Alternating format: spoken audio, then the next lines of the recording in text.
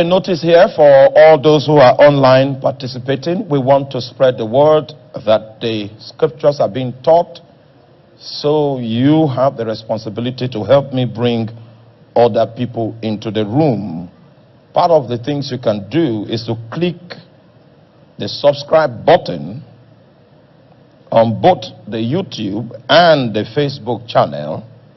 Secondly, like the video that you are watching currently. One of my sons, Apostle Tolu, he escalated a situation to me.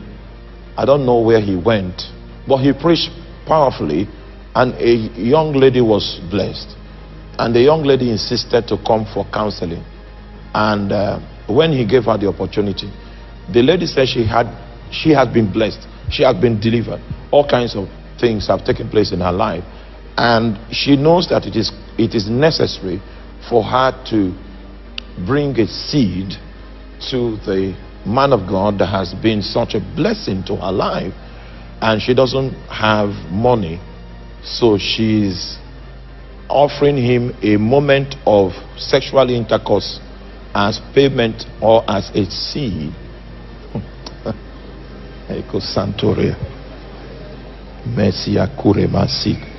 Now, may the Lord give you understanding.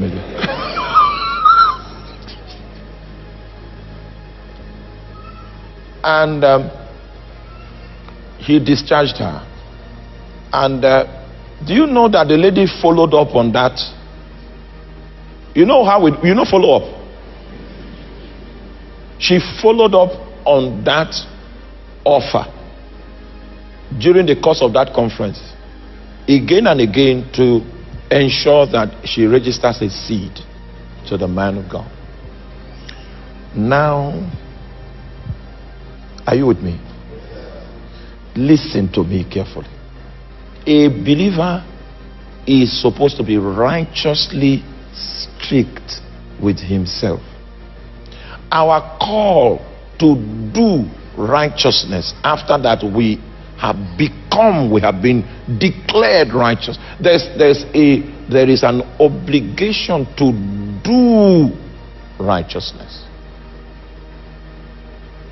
That obligation requires that you cannot be a loose cannon. That obligation requires that you cannot be a loose man.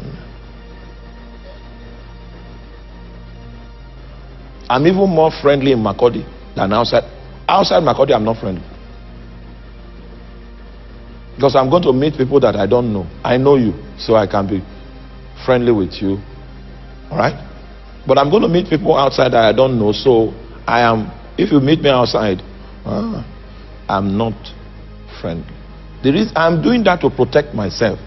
There is a responsibility to live righteous after you have been declared righteous. Are you there?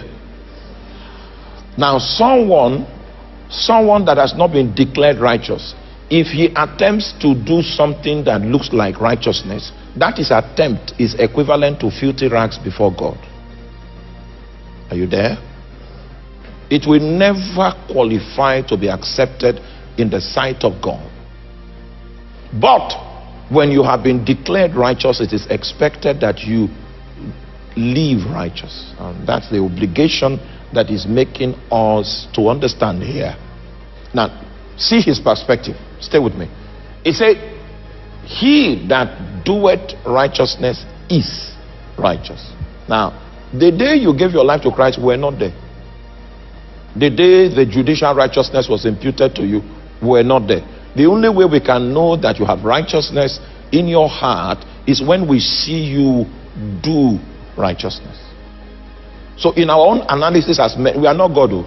In our analysis as men, we can confirm that you are righteous when we see you doing righteousness. We can confirm that you are unrighteous when we see that you are doing unrighteousness. So in order for you to be able to do righteousness, are you there?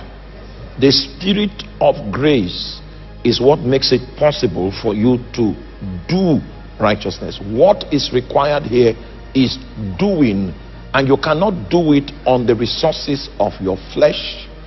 You can only do righteousness on the resources of the Spirit of grace. You can only operate in keeping with your new nature when the Spirit of grace is available. Are you there?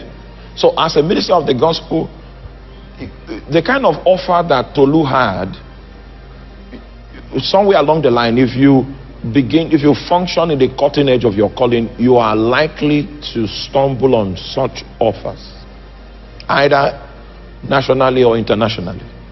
And if you forget that a righteous man is supposed to be righteously strict with himself, you are likely to engage in an act that God will be angry about. I want to be perfect. I want senior citizens that have female children to be at peace, to release their children for me to pastor. That's what I want.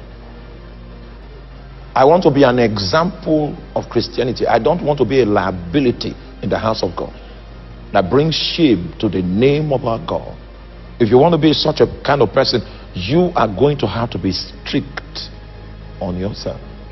So the objective here is we have a responsibility to do righteousness. And anyone that claims or tells you or preaches to you that doing righteousness is not required, that person is deceiving you. That's what John is saying here. And the reason why the standard of righteousness in nature and in action cannot be compromised, nothing short of that will be accepted, is because he himself is righteous.